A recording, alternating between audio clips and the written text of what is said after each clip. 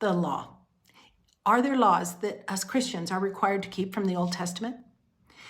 I get asked the question quite often, why do Christians eat pork? If it tells us in the Old Testament that God doesn't want his people to eat pork, shouldn't we not be eating pork?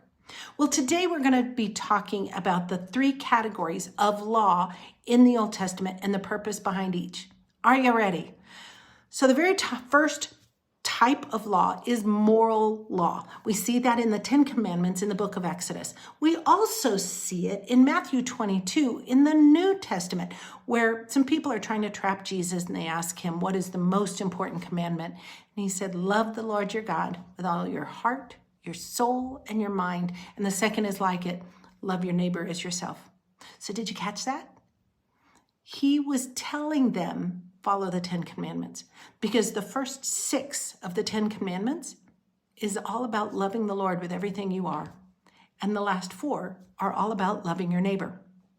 So yes, Christians need to follow the moral law, the 10 Commandments.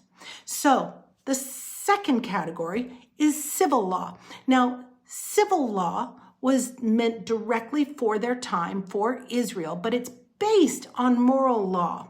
So one of them is that if your ox gets out and it hurts someone, then you should repay the family, that person, or the family of that person, X amount of stuff. Well, I don't know about you, but I don't have an ox, but I do have a car. I do have other things. If somehow something happened, then based on moral law, which civil law is based on the moral law, yes, I should do everything I can to help that person or the family of that person.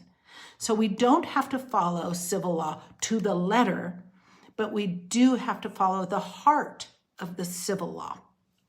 Now, the third category is ceremonial law. Now, that's where a lot of people get confused. Ceremonial law is like not trimming your beard. It's not wearing different kinds of fabrics. It's eating kosher, not eating pork. It's tattoos.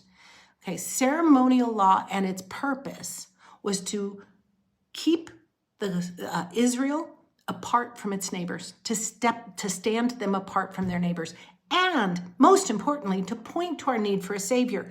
Well, my friends, when Jesus came, he lived the life we couldn't. He lived a perfect life, and he died the death we deserved. He fulfilled the law.